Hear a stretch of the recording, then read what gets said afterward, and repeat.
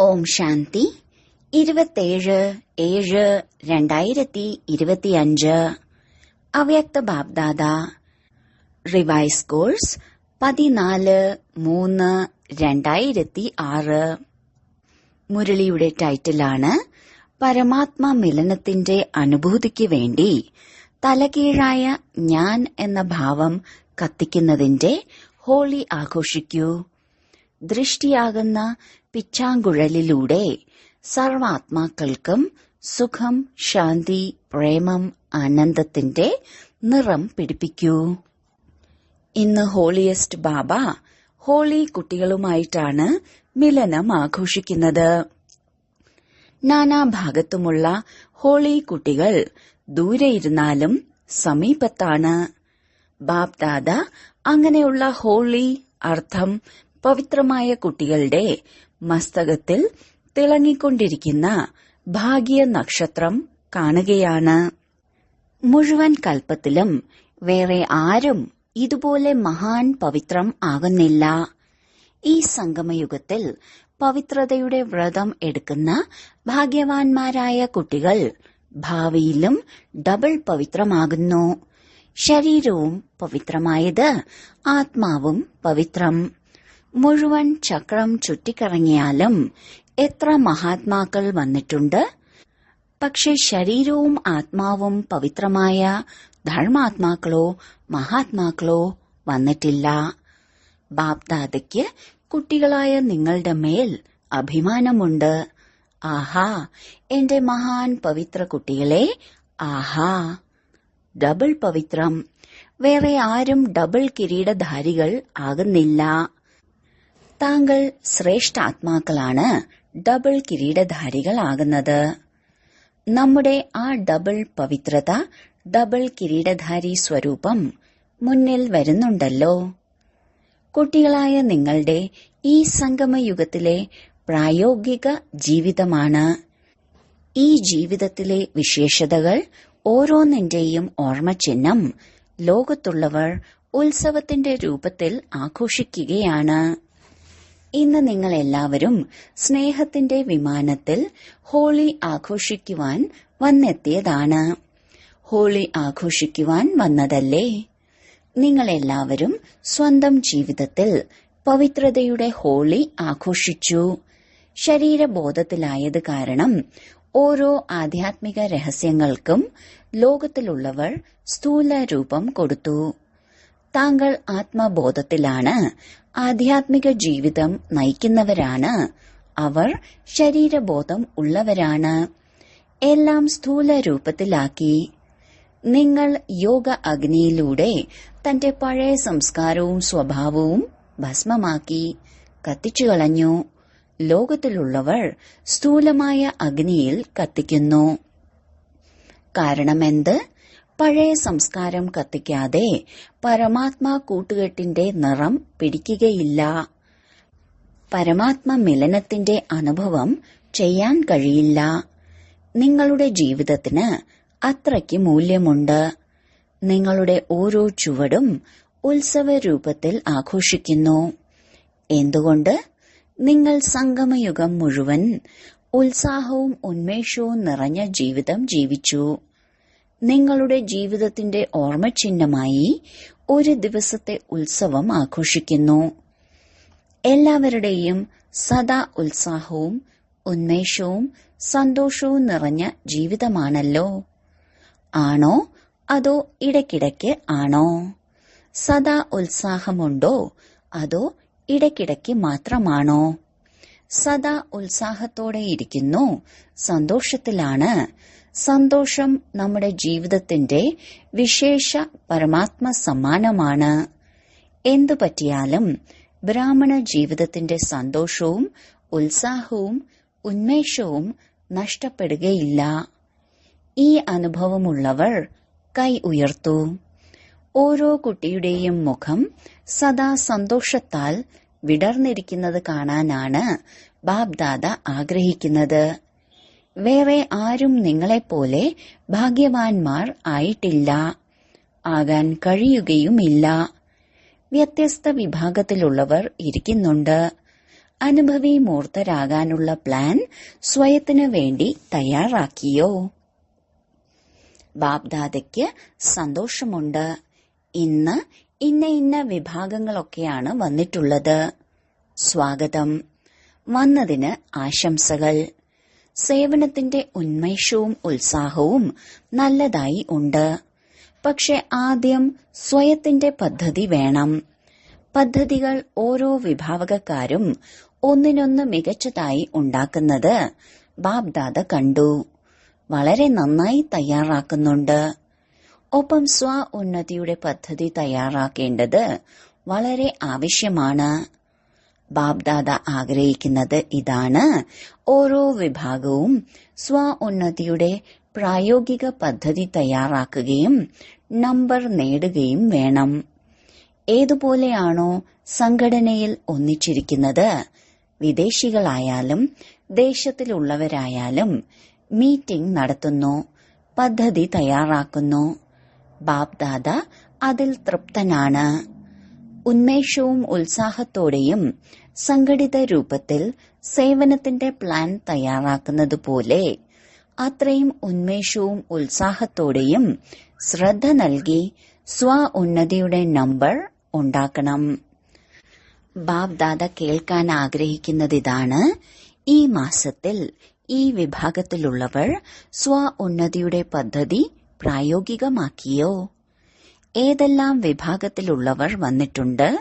എല്ലാ വിഭാഗക്കാരും കൈ ഉയർത്തു. ശരി, ഇത്രയും പേരുണ്ടോ? വളരെയധികം പേർ വന്നിട്ടുണ്ട്. 5-6 വിഭാഗക്കാർ വന്നെന്ന് കേട്ടു. വന്നത് വളരെ നന്നായി. ഇനി അവസാനത്തെ ഒരു ടേൺ കൂടി ബാക്കിയുണ്ട്. ബാബ്ദാദ ഗൃഹപാഠം നൽകിയിരുന്നു. ബാബ്ദാദ ദിവസവും ഫലം നോക്കുന്നുണ്ട്. നിങ്ങൾ കരുതി അവസാനത്തെ ടേണിൽ ബാബ്ദാദ കണക്കെടുക്കും. ബാബ്ദാദ ദിവസവും നോക്കുകയാണ്. ഇനിയും ബാക്കി 15 ദിവസമുണ്ട്. ഈ 15 ദിവസം വ്യത്യസ്ത വിഭാഗത്തിൽ വന്നിട്ടുള്ളവരും വന്നിട്ടില്ലാത്ത വിഭാഗത്തിലെ നിമിത്തമായിരിക്കുന്ന കുട്ടികൾക്കും ബാബ്ദാദ ഈ സൂചനയാണ് തരുന്നത്: ഓരോ വിഭാഗവും തന്റെ സ്വ ഉന്നതിക്കായി ഏതെങ്കിലും പദ്ധതി തയ്യാറാക്കൂ. ഏതെങ്കിലും വിശേഷ ശക്തിയുടെ സ്വരൂപമാകുന്നതിന്റെ, വിശ്വമംഗളത്തിനായി പ്രകാശവും ശക്തിയും കൊടുക്കുന്നതിന്റെ ഓരോ വിഭാഗവും പരസ്പരം നിശ്ചിതമാക്കൂ. പിന്നീട് പരിശോധിക്കണം വിഭാഗത്തിലെ അംഗങ്ങൾ ആരെല്ലാമാണോ. അംഗമാകുന്നത് നല്ലതാണ്. ഓരോ അംഗവും ഒന്നാമതാകണം. ഈ വിഭാഗത്തിലെ അംഗമാണെന്ന് പേര് രേഖപ്പെടുത്തിയാൽ മാത്രം പോരാ. ഈ വിഭാഗത്തിലുള്ള സ്വ ഉന്നതിയുടെ അംഗമാണ്. ഇത് സാധിക്കുമോ? വിഭാഗത്തിന് നിമിത്തമായത് ആരൊക്കെയാണ്? നിമിത്തമായവർ എഴുന്നേൽക്കൂ. വിദേശത്തും 4-5 പേർ ആരെല്ലാമാണോ നിമിത്തമായിരിക്കുന്നത് അവർ എഴുന്നേൽക്കൂ. ബാബ്ദാദയ്ക്ക് എല്ലാവരും വളരെ ശക്തിശാലി മൂർത്തിയായി തോന്നുന്നു. വളരെ നല്ല മൂർത്തിയാണ്. നിങ്ങൾ കരുതുന്നുണ്ടോ 15 ദിവസത്തിനുള്ളിൽ എന്തെങ്കിലും ചെയ്തു കാണിക്കാം? പറയൂ, സാധിക്കുമോ? ബ്രാക്കറ്റിൽ കാര്യനിർവാഹ വിഭാഗം തയ്യാറാക്കിയ പദ്ധതിയാണ് ആരും ദേഷ്യപ്പെടില്ല എന്ന്. ഇതിന്റെ പരിശോധന ചെയ്യുകയും ചെയ്യുന്നുണ്ടോ? നിങ്ങൾ സഹോദരിമാർ, അതായത് ടീച്ചേഴ്സിനോട് ധൈര്യം വെച്ചിട്ടുണ്ട്. 15 ദിവസത്തിൽ പരിശോധിച്ച് ഫലം പറയാൻ സാധിക്കും. വിദേശികൾ സമ്മതിക്കുന്നു. നിങ്ങൾക്കെന്ത് തോന്നുന്നു? സാധിക്കുമോ? ഭാരതത്തിലുള്ളവർ പറയൂ, സാധിക്കുമോ?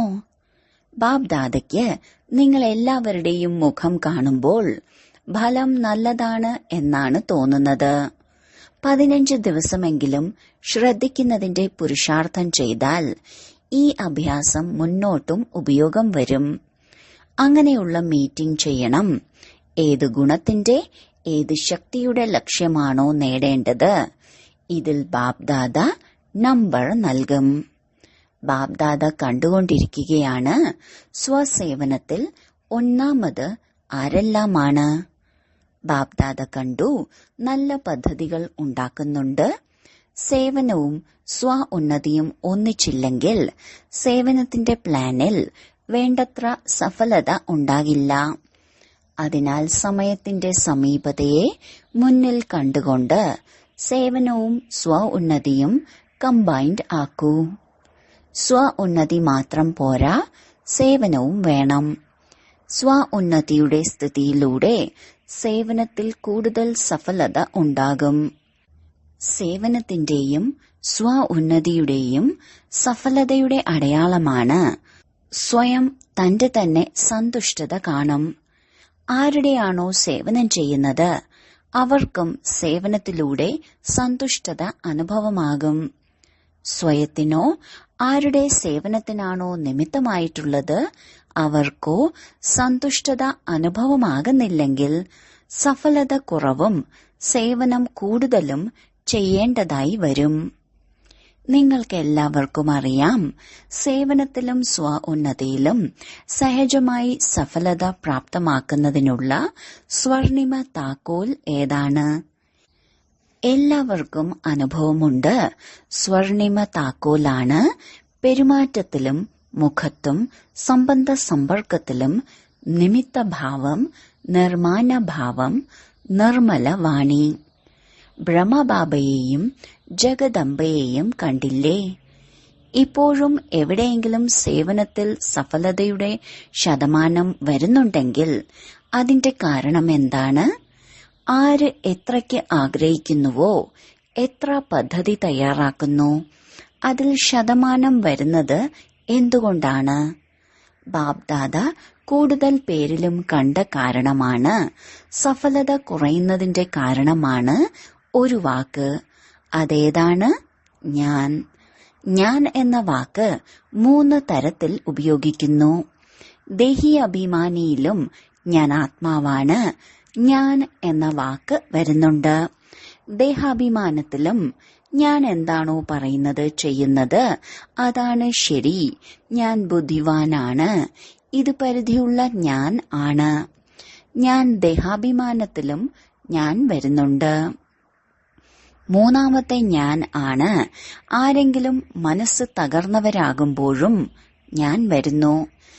ഇതെനിക്ക് ചെയ്യാൻ സാധിക്കില്ല, എനിക്ക് ധൈര്യമില്ല, എനിക്കിത് കേൾക്കാൻ സാധിക്കില്ല, എനിക്കിത് ഉൾക്കൊള്ളാൻ കഴിയില്ല. ബാപ്ദാദ 3 പ്രകാരത്തിലുള്ള ഞാൻ ഞാൻ എന്ന ഗീതം ധാരാളം കേട്ടു. ബ്രഹ്മബാബയും ജഗദംബയും ഏത് നമ്പർ നേടിയോ അതിന്റെ വിശേഷത ഇതാണ്: തലകീഴായ ഞാൻ എന്ന ഭാവം ഇല്ല, അതിന്റെ അറിവും ഇല്ല. ബ്രഹ്മബാബ ഒരിക്കലും ഇങ്ങനെ പറഞ്ഞില്ല, ഞാൻ നിർദ്ദേശം നൽകുന്നു, ഞാനാണ് ശരി. ബാബ ബാബ ബാബ ചെയ്യിപ്പിക്കുകയാണ്, ഞാനല്ല ചെയ്യുന്നത്. ഞാൻ മിടുക്കനല്ല, കുട്ടികൾ മിടുക്കരാണ്. ജഗദംബയുടെയും സ്ലോഗൻ ഓർമ്മയുണ്ടോ? പഴയവർക്ക് ഓർമ്മയുണ്ടാകും. ജഗദംബ ഇതാണ് പറഞ്ഞത്: ആജ്ഞ നൽകുന്നവന്റെ ആജ്ഞ നടത്തിച്ചുകൊണ്ടിരിക്കുന്നു. ഞാൻ അല്ല, നടത്തിക്കുന്ന ബാബയാണ് നടത്തുന്നത്. ചെയ്യിപ്പിക്കുന്നവനായ ബാബ ചെയ്യിപ്പിക്കുകയാണ്, ഞാൻ ചെയ്യുന്നതല്ല.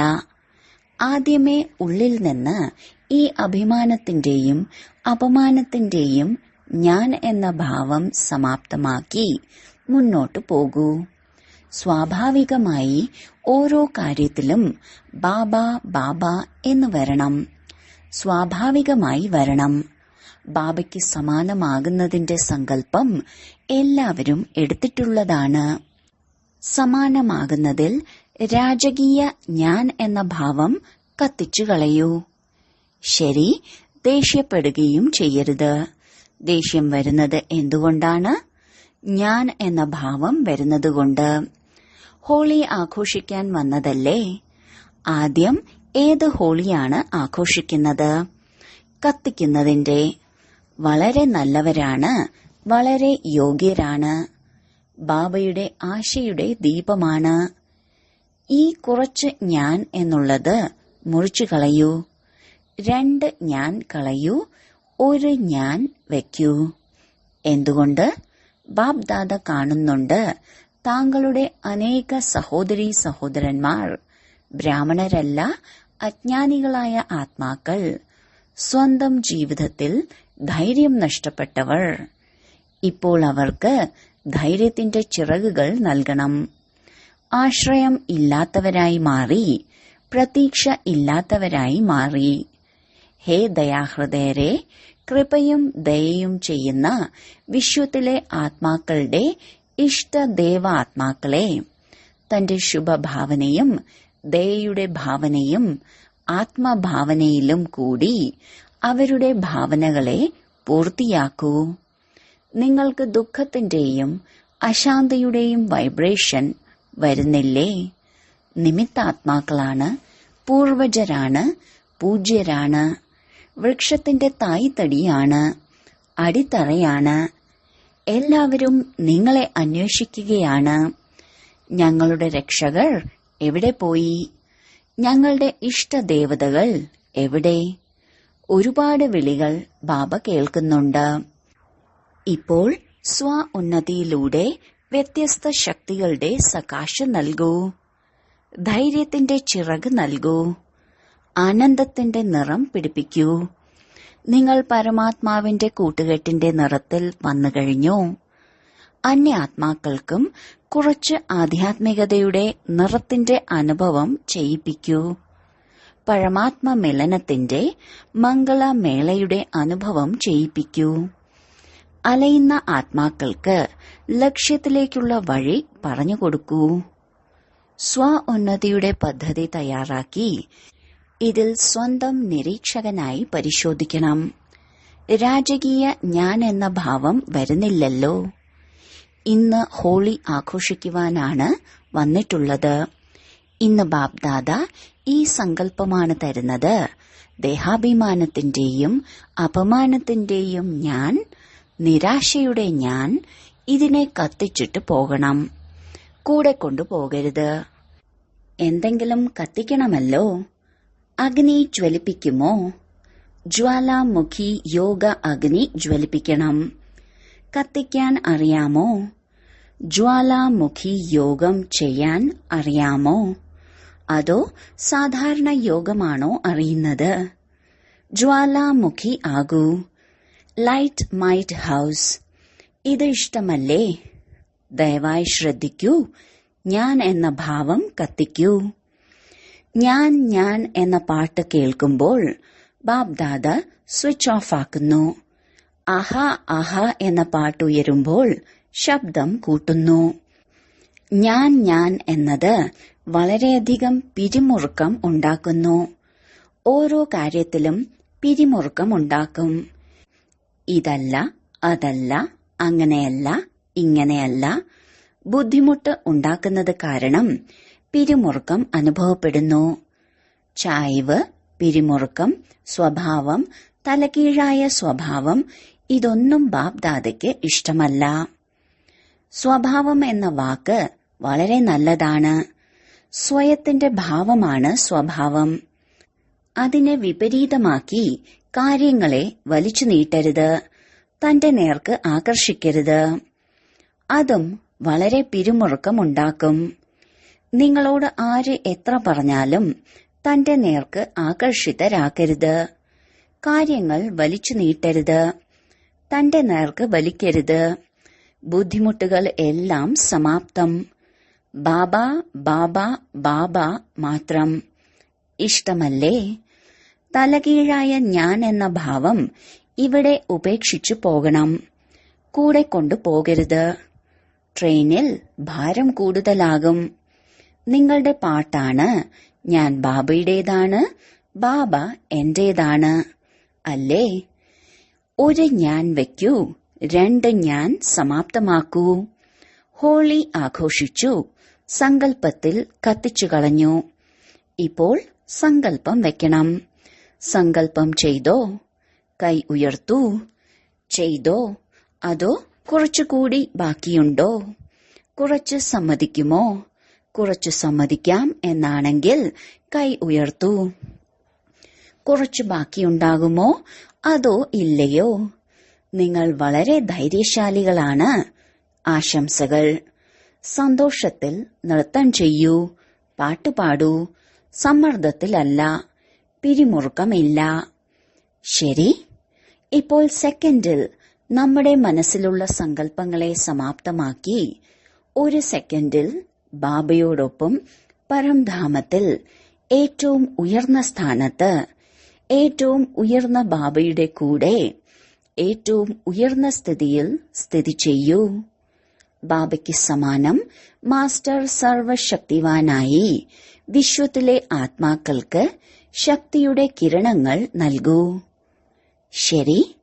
നാനാഭാഗത്തെയും ഹോളിയസ്റ്റും ഹയസ്റ്റുമായ കുട്ടികൾക്ക്, സർവ വിശ്വമംഗളകാരി വിശേഷ ആത്മാക്കൾക്ക്, സർവ പൂർവജരും പൂജ്യരുമായ ആത്മാക്കൾക്ക്, ബാബയുടെ ഹൃദയ സിംഹാസനസ്ഥരായ സർവ കുട്ടികൾക്കും ബാബ്ദാദയുടെ സ്നേഹസ്മരണകളും ഹൃദയത്തിലെ ആശീർവാദങ്ങളോടൊപ്പം ഹൃദയത്തിന്റെ വാത്സല്യവും നമസ്തേയും.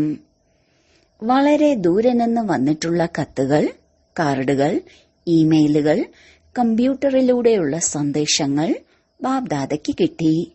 ബാബ്ദാദ ആ കുട്ടികളെയും സന്മുഖത്ത് കണ്ട് കോടി മടങ്ങ് ആശംസകൾ തരുന്നു. വരദാനം. തന്റെ പൂർവജ സ്വരൂപത്തിന്റെ സ്മൃതിയിലൂടെ സർവാത്മാക്കളെയും ശക്തിശാലിയാക്കുന്ന ആധാരമൂർത്തും ഉദ്ധാരമൂർത്തിയുമായി ഭവിക്കട്ടെ. ഈ സൃഷ്ടിവൃക്ഷത്തിന്റെ തായ്തടി സർവരുടെയും പൂർവജർ ബ്രാഹ്മണനിൽ നിന്നും ദേവതയാകുന്ന താങ്കളാണ്. ഓരോ കർമ്മത്തിനും ആധാരം, മര്യാദകളുടെ ആധാരം, ആചാരങ്ങളുടെ ചടങ്ങുകളുടെ ആധാരം പൂർവജ ആത്മാക്കളായ നിങ്ങൾ ആധാരവും ഉദ്ധാരമൂർത്തിയുമാണ്. നിങ്ങളാകുന്ന തായ്തടിയിലൂടെയാണ് സർവ ആത്മാക്കൾക്കും ശ്രേഷ്ഠ സങ്കല്പങ്ങളുടെ ശക്തിയും സർവശക്തികളും പ്രാപ്തമാകുന്നത്. താങ്കളെ എല്ലാവരും ഫോളോ ചെയ്യുന്നു. അതിനാൽ ഇത്രയും വലിയ ഉത്തരവാദിത്വം മനസ്സിലാക്കിക്കൊണ്ട് സങ്കല്പവും കർമ്മവും ചെയ്യൂ. പൂർവജ ആത്മാക്കളായ താങ്കളുടെ ആധാരത്തിലാണ് സൃഷ്ടിയുടെയും സമയത്തിന്റെയും സ്ഥിതിയുടെയും ആധാരം. സ്ലോഗൻ. ആരാണോ സർവശക്തികളുടെയും കിരണങ്ങളെ നാനാഭാഗത്തും വ്യാപിപ്പിക്കുന്നത് അവരാണ് മാസ്റ്റർ ജ്ഞാനസൂര്യൻ. അവ്യക്ത സൂചന. സങ്കല്പങ്ങളുടെ ശക്തി ശേഖരിച്ച് ശ്രേഷ്ഠ സേവനത്തിന് നിമിത്തമാകൂ. 3 വാക്കുകൾ കാരണം നിയന്ത്രണ ശക്തിയും ഭരണശക്തിയും കുറയുന്നു. ആ 3 ശബ്ദങ്ങളാണ്.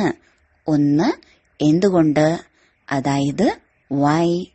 2 എന്ത്, അതായത് വാട്ട്. 3 വേണം. ഈ 3 വാക്കുകൾ സമാപ്തമാക്കി ഒരു വാക്ക് മാത്രം പറയൂ. ആഹാ. എങ്കിൽ നിയന്ത്രണ ശക്തി വരും. പിന്നെ സങ്കല്പശക്തിയിലൂടെ പരിധിയില്ലാത്ത സേവനത്തിന് നിമിത്തമാകാൻ കഴിയും. ഓം ശാന്തി.